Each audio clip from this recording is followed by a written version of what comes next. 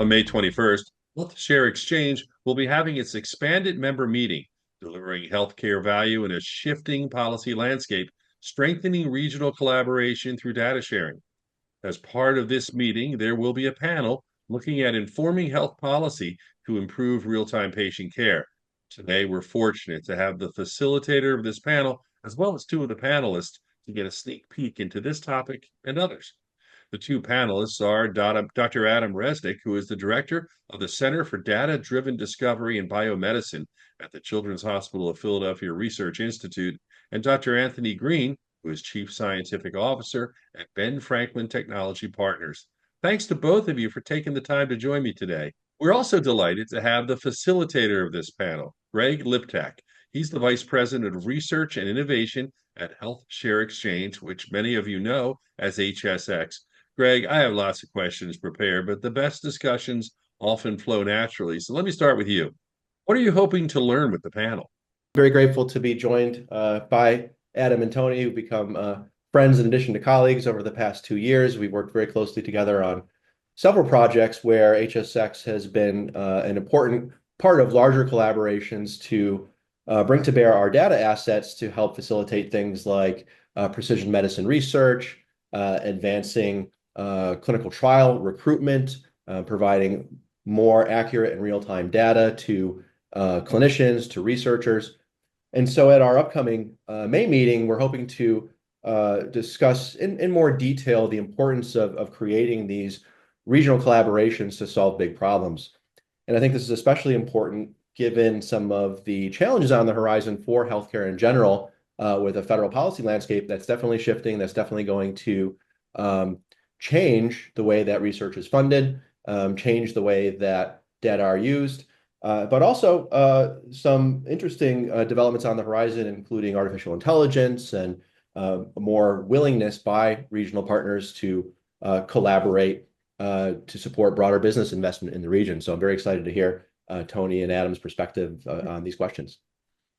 Greg, it's interesting. I heard you say at least two or three times collaborate, and I know that's important to Tony. Maybe Dr. Green, you can talk a little about the role of collaboration, why it's so important, and as you see it as we move forward. Thank you, Brian. The idea of collaboration here actually has two elements to it. One is just sort of the technology collaboration. We're used to working in silos. Somebody develops the technology, somebody figures out how they're going to get it out the door, somebody figures out how they're going to get it through the FDA, and then somebody else figures out how they're going to sell it and market it. And there's very little interaction there. There's always been that tension among those four groups or five groups.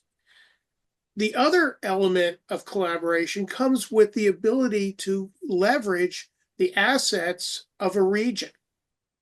We're very fortunate here sitting in the greater Philadelphia region with the huge number of assets, particularly in life sciences.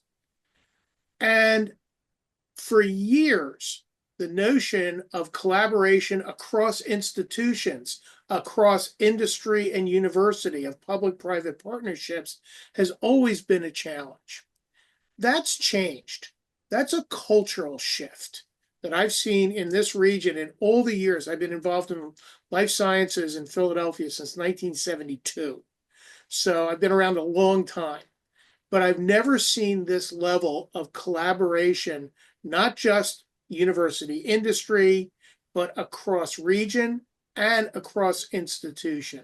And that's only going to help do what we're really here to do: better health, better regional economy. All of that is only going to get better through collaboration. You bring up really, really good point. I mean, over the years, in my role, I've gotten to meet so many different positions, healthcare providers, scientists in the area. And you're right, it used to be little silos, and you'd go to Penn or Temple or back in the day, MCP or Hahnemann. You could pick the different places you go, and there wasn't necessarily the collaboration. It was tougher, perhaps, for people to talk or whatever, but there were so many brilliant people working on so many exciting projects. And I agree with you. I think the opportunity, and it's great to hear, for collaboration is there. And, I want to ask Adam a question, which is about there's so many things changing now in the landscape of healthcare. I mean, we're looking at precision medicine, artificial intelligence. How important is this collaboration, and how do you see, the work you're doing being impacted by this? Yeah, let me give you a couple different lenses of this in ways that I think build on what Tony mentioned. So one, as a children's hospital, in many ways, we often are taking care of children who might have rare diseases.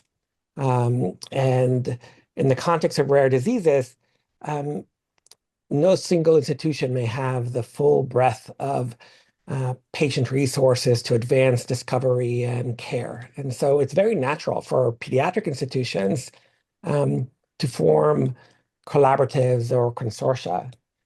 What isn't so natural or has not been in the past, um, in ways that, when you first begin these types of initiatives, is for next door neighbors to do this together. In part because there's recognition that healthcare is a competitive enterprise in many ways, and that's the reality of healthcare. The part that's really been amazing about what has come together, particularly through HSX and Franklin, is that people began recognizing, and institutions are increasingly recognizing, that collaborating is actually a competitive advantage because it's hard, right? And so those who actually can be next door neighbors in the same catchment area, in the same regional framework, and actually achieve collaboration, they actually are doing what very few others are capable of. And it was more than once that, I had sort of federal entities and others sort of lament this, right? That there's so much value that can be derived from regional collaboration because you are essentially charged with the health and well-being and opportunity landscape within the region. But it's often the hardest to establish collaboration, right, for those next door neighbors. Those who achieve it are actually a whole different class, right, of institution and entities because they have recognized the value proposition you bring, not just to the region, but to patients and the regional stakeholders.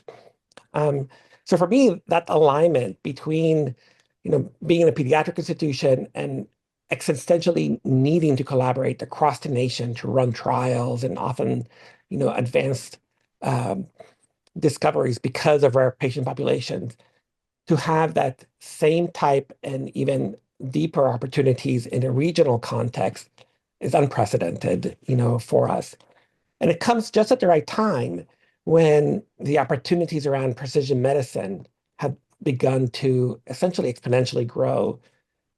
Precision medicine is underpinned by the requirement to have deep individual knowledge about a patient.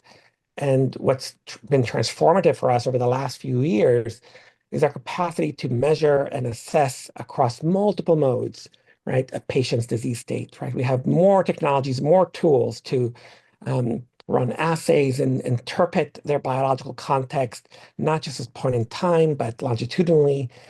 The advent of AI and compute environments that can advance predictive analytics across, for example, imaging plus genomics to create prediction frameworks for patients.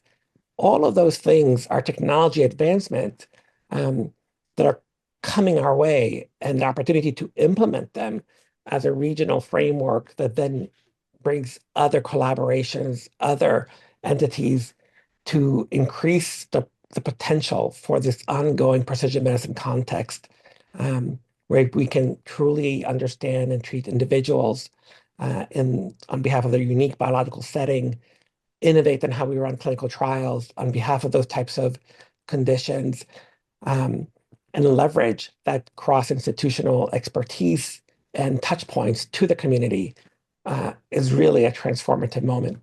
Interesting. Dr. Green, I wanted to ask you your first interaction and reaction to learning about HSX and its capabilities. What was that like for you? Well, quite frankly, it was a surprise. I really did not know much about HSX.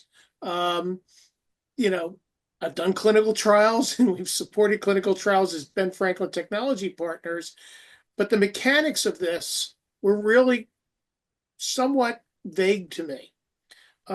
More importantly, it was starting to understand that a gap we had, and this is now in the formation of the hub, is how do you manage the data? Who's controlling the data?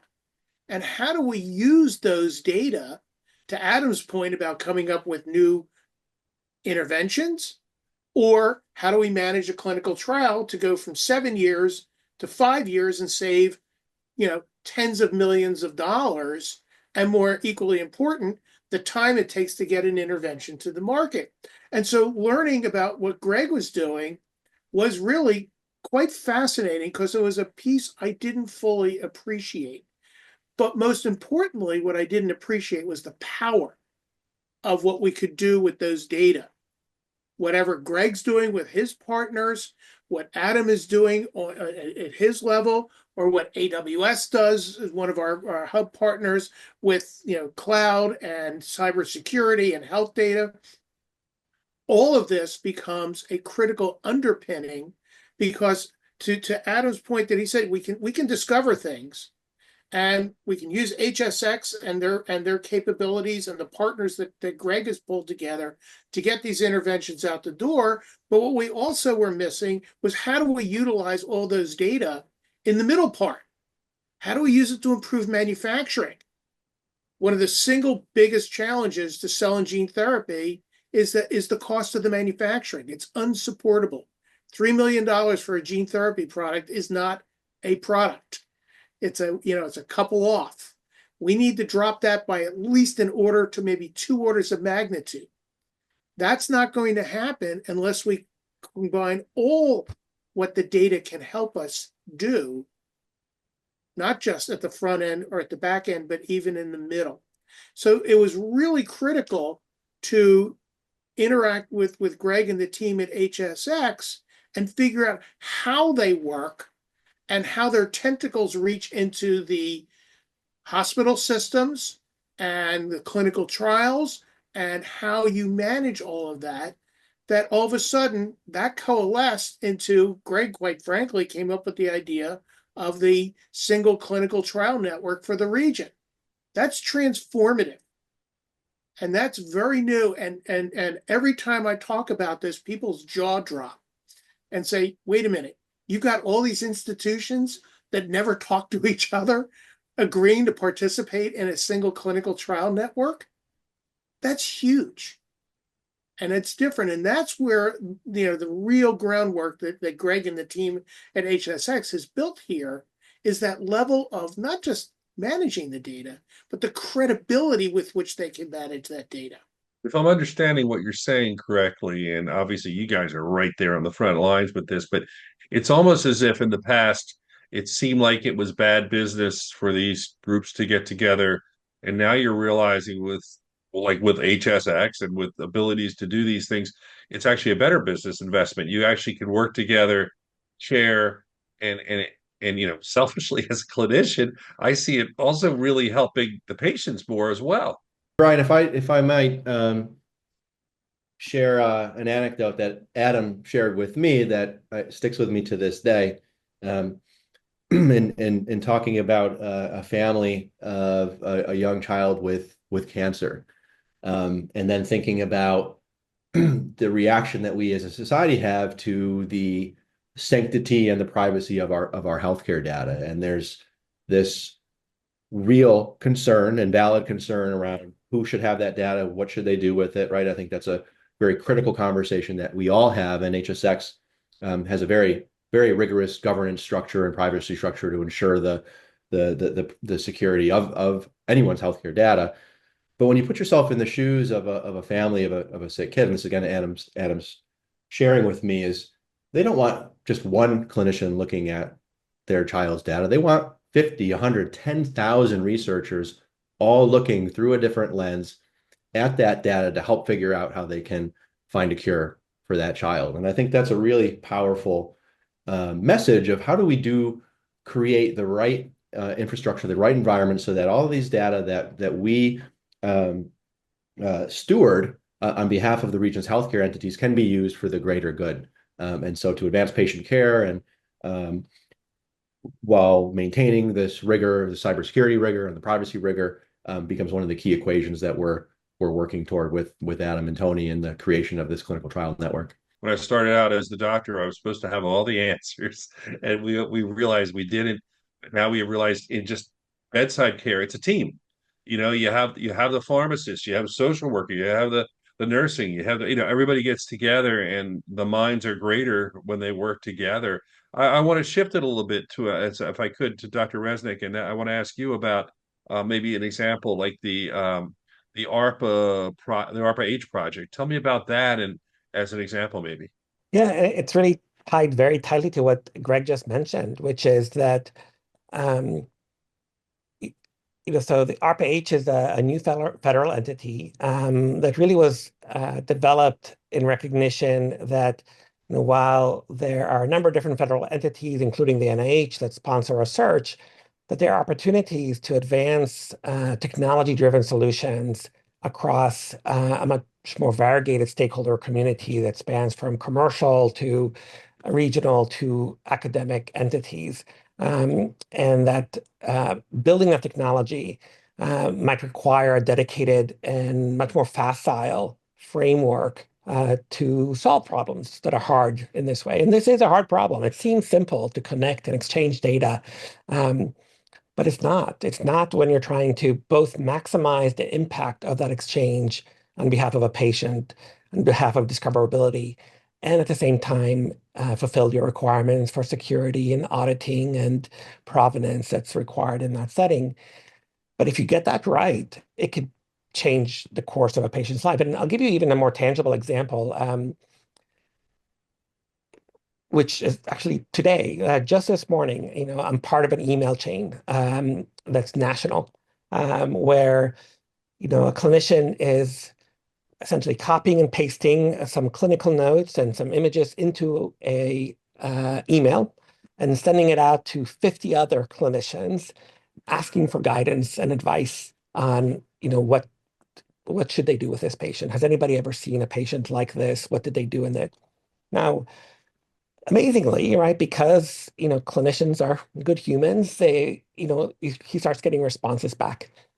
And oh yeah, I used to have a patient like this. We tried this with them, and I think it worked. And somebody else responds and says, "Well, did you check this before that? Because I'm not sure that would work." And even though that human connection and response is gratifying for me, right, someone who sort of lives day in and day out in data, part of me feels like, how do we enable that from a data-driven architecture? As a context. Shouldn't that clinician be able to simply ask, are there any other patients in the network, right, who have these features? What were they treated with? What was the outcome for it? And then, maybe even have a deeper conversation with the clinician based on that information. Right now, it's so haphazard as to just whoever responds, right, because they got to their email as a context. And that seems too fragile a framework. And so when we pitch to ARPA-H, that there's an opportunity to leverage technology-driven infrastructure to advance this framework, and that uniquely HSX, sits in this what for me was a discovery, right? Like Tony mentioned that, like for him, HSX was a discovery. It was for me as well. I had a different concept of what an HIE really is and how it operates. And so when I discovered that, HSX is a member, right, coordinated HIE that has greater self-governance and input as to its operations, what it can do, it changed completely as what I thought an HIE could be, right, as part of my partnership context. And when I presented that to ARPA-H, I said, oh, you're right, that is different.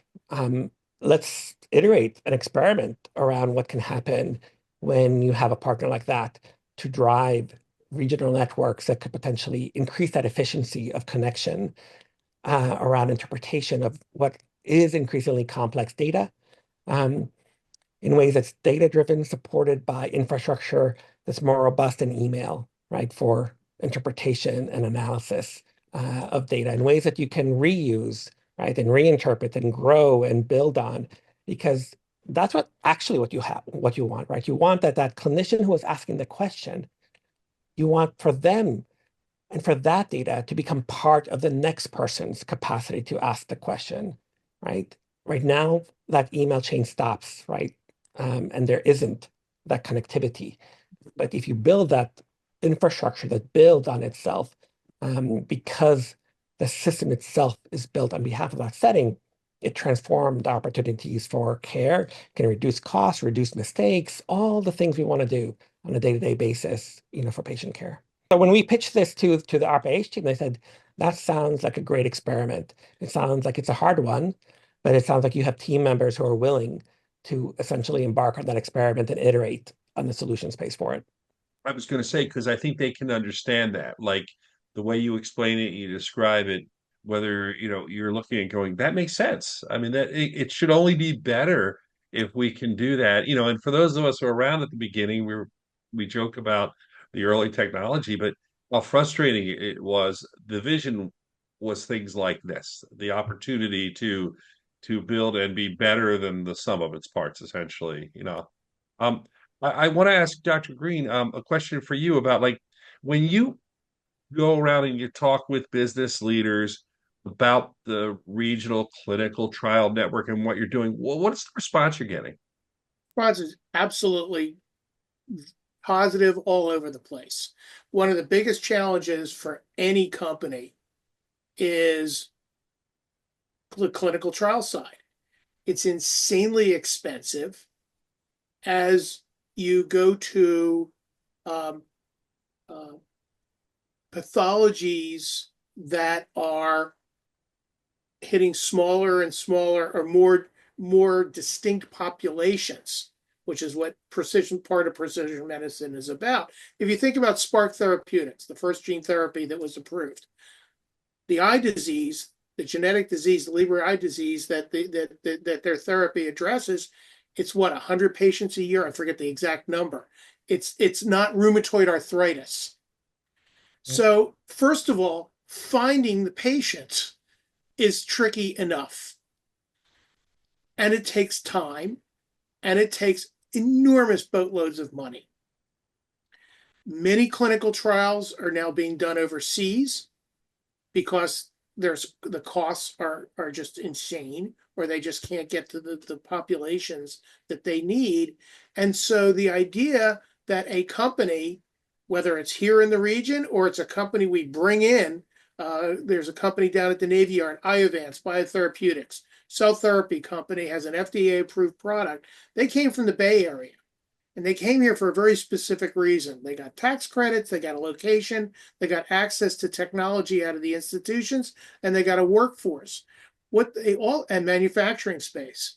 What they also have now is access to a clinical trial network that's local, because you want to control, or as much control of those data as you can handle. Anybody that's worked in clinical trials, I have a very good friend that works at one of the big pharmaceutical companies. She's got doing one trial. She's got 27 different sites around the world. The coordination of that alone is incredible. And think about the data management that has to happen. Who's proofing the data? Who's validating it? Who's proofreading it? If something's in Mexico versus Australia versus Germany. So the idea that you could do something local under a single or a minimal number of IRBs saves time, saves money, gets the product to the people that need it faster. And in the end, that's really what we're trying to do. We're trying to get this next generation of interventions to the people that need it at a cost that's not much, and they have access to it. Think because of the population that we have here in the greater Philadelphia region. Yeah, let me add, I think it's embedded there, but let me just pull a thread on what Tony is saying that I think is really illustrative of the comment we were making at the very beginning of this conversation, which was that collaboration is actually a competitive edge. So, embedded within Tony's narrative is that there is a financial motivation for our pharma entity to run trials fast, right? And to actually execute contracting in an efficient and fast manner.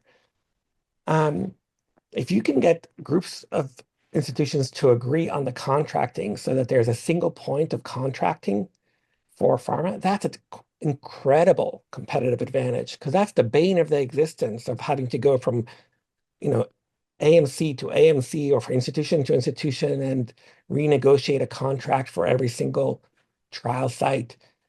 So this combination of contracting efficiency even, right, is a derived feature of that collaboration that makes you a more competitive advantage for a pharma entity to partner. Like that type of alignment is really a great exemplar of that sort of innovation through collaboration. And it's like essentially, if you compete to share better than others, you actually compete overall better than others. And that sounds like an oxymoron to someone at times, right? Like, wait, I'm going to compete to share, right? Competing is about holding back.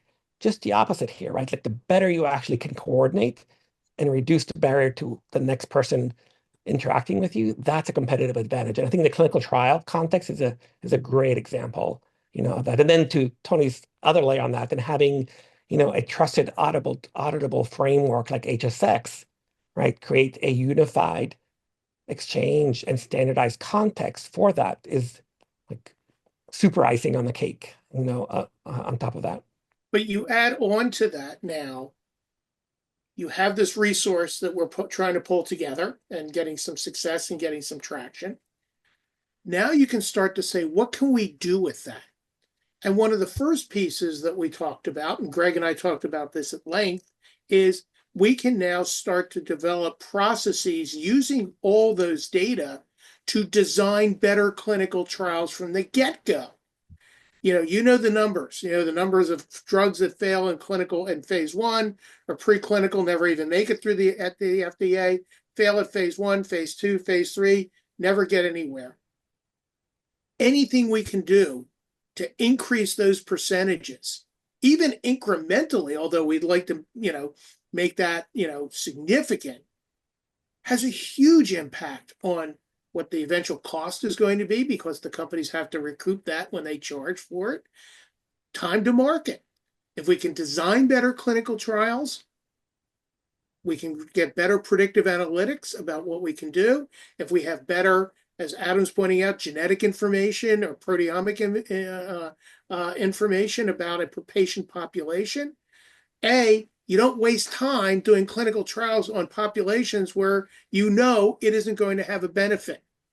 You think about a lot of clinical trials and the ones that fail, and every company says, yeah, but we had this small little piece here of 6 patients where it worked. And then they spend 2 years figuring out why. That's an incredibly inefficient process. So what we're hoping to do here is look beyond just the management side of it and be able to use it, to Adam's point and to Greg's point. Now we can design better trials that have a higher chance for success and also help define the patient populations for which these interventions are most appropriate. We're not in the world now of penicillin where you just shove it into people and hope it works. We're looking at these indications where you need very precise interventions. That's time and money. And anything we can do to reduce that through collaboration, through data management, through data intelligence and machine learning and AI, that's going to help move this forward. Another exciting facet of what we're doing together as well, and Tony touched on this in terms of the clinical trial design, there's this unique alignment with business interest and social impact when it comes to diversity in clinical trials. Oftentimes, it is challenging for life sciences companies to execute a trial that enrolls an accurate number of minority patients for whom the disease epidemiology bears out, right? So it's underrepresentation of Black and Hispanic Latino patients in clinical studies compared to disease prevalence. We are in Philadelphia. We have this wonderfully diverse population. But a lot of times to reach those diverse patients, you need to be working with community health centers and federally qualified health centers and other clinical locations, not typically tied into your traditional academic medical research network. So part of our work together is to use HSX's membership to increase the reach of our research capabilities to support these clinics in underserved parts of the region with research expertise, with data expertise, the ability to inform and engage their patient population, give them the right information, the right support to be participants in clinical studies that could help them with their own health and also help us as scientific community discover what works, what doesn't work in different populations from a precision medicine lens. Yeah. I just want to add a layer to, I think it's again embedded in what Tony was sort of suggesting, but again, it's one of those, like, it's not often you get all the alignment for different reasons for different entities all at once. And the clinical trial context is particularly in a precision medicine setting where, if you have the right data infrastructure in ways that the clinical trial design team can expand the way they think about ensuring that they're getting the right patients onto the trial, the statistics starts working better, right? Like you need less patients to see the signal, right? So that creates a shorter enrollment timeline. It also ensures that the wrong patients don't get the therapy and they get to do another trial instead, right? So suddenly all these motivations align just because, right, you've created the right framework for each of the stakeholder to optimize in what they care about, whether that's time, right, or efficiency or care, in ways that comes together. And I think that's such a, so often we're trying to negotiate between like the worse and the better. Here, when it actually works for everybody from their lens on behalf of their unique interests, like that's a very strong signal, right, that this is special. Want to ask each of you, where do you see this going? Optimistically, obviously, I think we're optimistic because we're seeing positives, and clearly there's advantages, and collaboration is key. But from a standpoint of, governance, relationships, these things, do you see this as moving forward and maybe being a game changer? Well, I'm an optimist. I've been doing this a long time, and I absolutely believe we're actually at a very interesting inflection point right now. If you've been reading the news, biotech's in a bit of a pickle right now. We've lost a lot of jobs in this region. You saw the news about Spark Therapeutics laying off almost half its staff. Charisma is shutting down. I mean, it's not good right now. Having said that, this is completely predictable. Every emerging technology at some point goes through its cycles. The venture market is not helping right now, nor is the markets in general. But having said that, that's the opportunity. Somebody's got to fill that gap. We have an opportunity in our own small little world here through my lens of Ben Franklin Technology Partners as investors in technology companies and as the lead for the tech hub to address these challenges that are going on right now in the industry, which are going to get better. They always do. The example I love is I was at Centocor. I was one of the first employees of Centocor, and they were still at the Science Center, and nobody knew where Malvern even was. And they came out with a drug that was a tiny little drug, but it got the first FDA approval for monoclonal Riapro. Then they pulled out Remicade, but they didn't start Remicade with the big market. They started with a small market and said, we're going to try and get this through and show that it can work on a small thing. And then it exploded. Johnson & Johnson bought them for $5 billion, possibly one of Johnson & Johnson's greatest acquisitions ever, because Remicade probably, I don't even know, 125, $150 billion. My point is, and I'm going to actually, I found a quote the other day that I'm stealing from, I forget who, from a public forum in Boston on biotech. And he talked about the field of precision medicine cell and gene therapy continues to evolve, and the importance of innovation and a patient-centric approach in shaping the future of healthcare can't be overestimated. And if you think about what we're all trying to do in our own way, now in a collaborative format, we're about the patient and about improving healthcare. We're not going to solve everything, never going to happen. But if we can improve in our little niche of the world, it's going to make an enormous difference to the community in which we live. But there is the interventions that I'm seeing, the technologies coming out of CHOP, out of Penn, out of Drexel, out of Temple. I have the advantage because I work with everybody, are just absolutely game-changing right now. Where are they why? Are they products? Some of them are not. They're never going to be products. Are they companies? Are they licenses? These are the fun things that we get to look at. But the science isn't going to stop. And the idea now that the faculty, whether it's Adam or it's Carl June or it's people at Drexel or anywhere, they're still thinking about the patient in the end. That's also a cultural shift. So, my optimism originates from seeing the transformational context of sets of dominoes that are all falling on each other, right? From a data-driven framework, the emergence of cloud computing, AI technologies, these exchange frameworks like HSX that are supported by technology context, regulatory frameworks that are empowering patient data for exchange for approved purposes. And at the same time, the recognition that we have more therapeutics today than ever before, right, on the development pipeline. All of this, to me, essentially creates that context of opportunity around biomedicine and its application on behalf of humankind in ways that what we're doing here, as great as it's going to be for our region, and perhaps this comes from the fact that, in the pediatric context, you start sort of taking ownership of all kids around the world because, if it's a rare disease, they're going to be everywhere. But that it becomes a model for impact that others can take on in other regions. And then maybe there's that next level of partnership across regions who have aligned mental models of what it means to collaborate, right?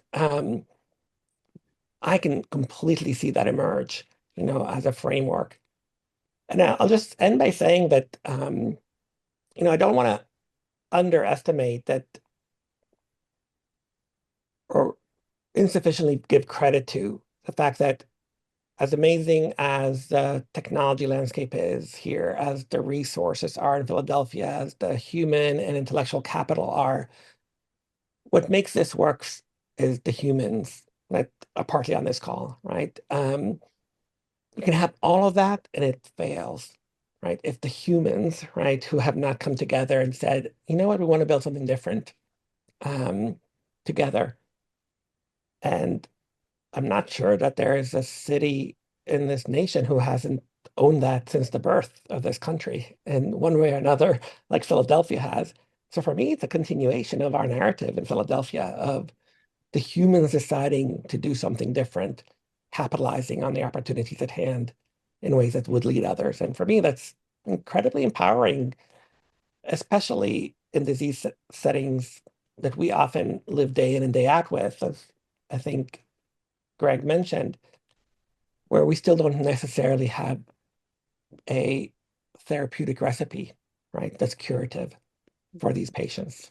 So for me, maybe it's natural to be hopeful in the pediatric context, but it's as authentic as ever with this team here. Greg, we started with you. Let's finish with you. I know that May 21st, a lot of people are going to get together at the HSX expanded member meeting. This was kind of a tease for that, but tell me your thoughts. Yeah, I'm going to use another term that I kind of gleaned from Adam in our work together over the past 2 years. something that gives me optimism and is kind of a way to think about the future.